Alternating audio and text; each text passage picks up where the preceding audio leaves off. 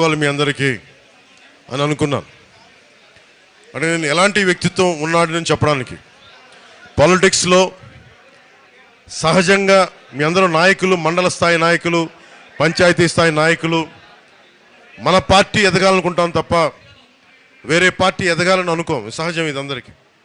మీరు ఒప్పుకుంటారు ఆ మాటకి? మన పార్టీ ఎదగాలనుకుంటాం తప్ప వేరే పార్టీ ఎదగాలనుకోం. కానీ నాకు చంద్రబాబు గారి మీద చాలా అపారమైన గౌరవం మనస్ఫూర్తిగా.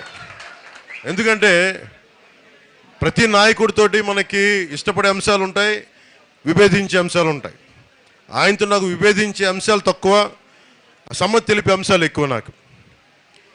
కాకపోతే ఒకసారి సహకారం సంఘర్షణ మధ్యలో సరైన మాట తీరు లేకపోతే, సరైన మనం కూర్చొని సమన్వయపరిచే వ్యక్తులు లేనప్పుడు కొంచెం ఇబ్బంది గురవుతుంది. 2014 కూడా ఆ రోజు నేను ఏ కండిషన్స్ లేకుండా, ఒక్క పదవి ఆశించకుండా, ఏం ఆశించకుండా అన్కండిషనల్గా తెలుగుదేశం పార్టీ, మన భారతీయ జనతా పార్టీ గెలవాలని చెప్పి జనసేనని పెట్టి కూడా, అప్పటికి ఒక 10 మందిని అభ్యర్థులు నిలబెట్టగలిగే స్థాయిలో ఉండి కూడా ఎందుకు పెట్టలేదంటే సంపూర్ణంగా నా స్థాయి నుంచి సంపూర్ణంగా గెలవాలి, మీరందరూ అలయన్స్ బాగుండాలి, అలయన్స్ బాగుంటే ఆటోమేటిక్గా మేము బాగుంటామని ఆలోచనతో 2014లో మనస్ఫూర్తిగా రోజున ఒక్క పదవి ఆశించకుండా తెలుగుదేశం పార్టీ మన భారతీయ జనతా పార్టీకి చేసి పెట్టాను. ఆ రోజున మొన్న జైల్లో ఉన్నప్పుడు చాలా అకారణంగా ఆయన జైల్లో పెట్టినప్పుడు, ఎలాంటి విషయం లేకుండా జైల్లో పెట్టినప్పుడు నాకు చాలా బాధ కలిగింది. ఆయన వెళ్తా ఉంటే చాలామంది రోడ్డు మీద అన్న ఆయన్ని బంధించేశారన్న, ఆయన కూర్చోబెట్టి జైలు నుంచి బయటికి తీసుకురండి అన్న అని చెప్పి ప్రతి ఒక్క తెలుగుదేశం తమ్ముడు నా దగ్గరికి వచ్చి దారి పొడుగుతో మాట్లాడుతుంటే చాలా కదిలించేసింది. ఇది నేనేం కోరుకుంటానంటే, మనందరి మధ్య మనం విభిన్నమైన పార్టీలకు చెందిన వ్యక్తులం కావచ్చు, కానీ మనందరం కలిసి భారతదేశానికో ఆంధ్రప్రదేశ్, మనం ఉంటున్న ఆంధ్రప్రదేశ్కు మనం పని చేసుకోవడానికి వచ్చాం. మనందరికీ ఏకాభిప్రాయం లేకపోవచ్చు అన్ని విషయాల మీద, కానీ ఎక్కువ శాతం ఏకాభిప్రాయం ఉండేలాగానే మనం ప్రయత్నాలు జరుగుతూ ఉంటాయి. ఈ పొత్తు కూడా అలాంటిదే. అన్నీ మనం ఏకీభవించాల్సిన అవసరం లేదు, అన్నీ మనం కూర్చొని యాక్సెప్ట్ చేయాల్సిన అవసరం లేదు, కానీ ఎక్కువ శాతం 70-80% అందరం ఏకీభవించే పరిస్థితులే ఉంటాయి. నాకు ఎదుగుదల ఉండి కూడా ఎందుకు నన్ను నేను కుదించుకొని 25 స్థానాలకు ఎందుకు కుదించుకున్నానంటే, మీ దగ్గర బలమైన స్ట్రక్చర్ ఉంది తెలుగుదేశం పార్టీకి. మేము స్ట్రక్చర్, మా దగ్గర యువత బలం ఉంది, మా దగ్గర కొట్లాడే బలం ఉంది, మా దగ్గర కొట్లాడే శక్తి ఉంది.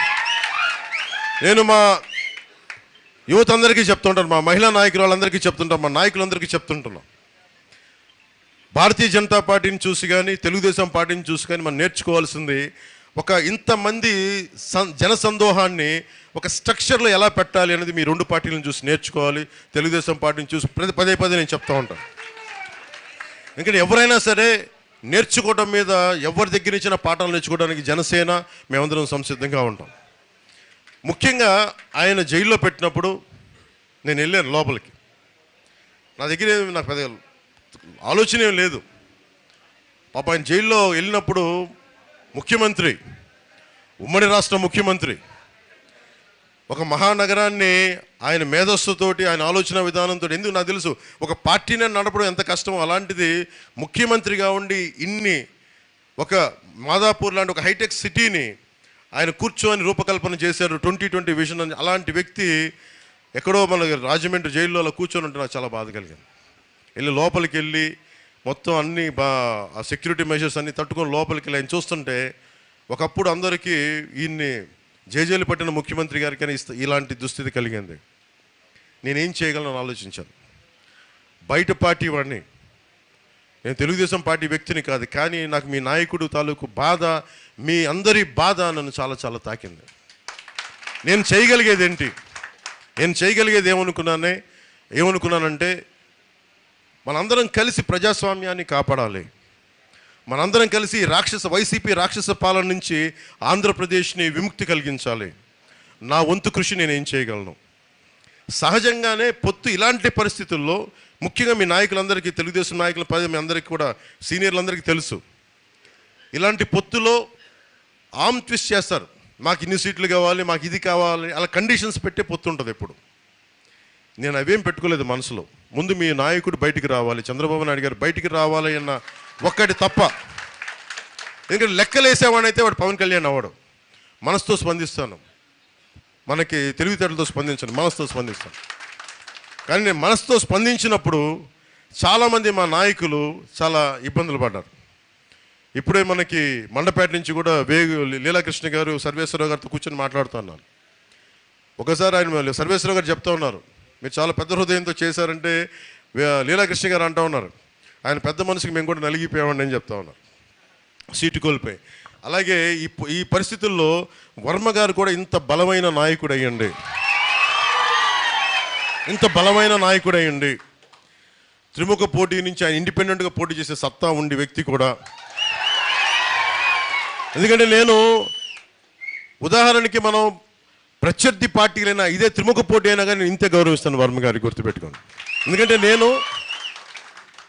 మనం ఈరోజు కలిసి పనిచేస్తున్న పొత్తు ధర్మం ప్రకారం, కానీ ఆయన సత్తా నాకు తెలియంది కాదు.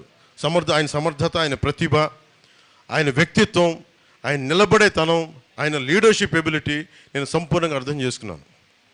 ఆయనతో ఒకటే మాట కూర్చొని చెప్పాను, మీకు ఇంతకుముందు ఏదైనా సరే చిన్నపాటి పొరపక్షాలు ఉన్నా కానీ వాటందరి తరపున మనస్ఫూర్తిగా నేను క్షమాపణ చెప్తున్నాను. దయచేసి మీరు ఏమాత్రం మీకు ఇబ్బంది కలిగించే ఏదైనా అంశాలు ఉండుంటే గతంలో జరిగి ఉంటే మనస్ఫూర్తిగా మీరు క్షమించండి అయ్యా. ఎందుకంటే నేను తగ్గడం మీద ఉంటాను. ఎందుకంటే నాకు ప్రజలు బాగుండాలంటే నేను ఒక అడుగు వెనక్కి వేయడానికి, ఒక అడుగు తగ్గడానికి నేను సంసిద్ధంగా ఉంటాను. నేను కోరుకున్నది కూడా ఇది చాలా చాలా కీలకమైంది.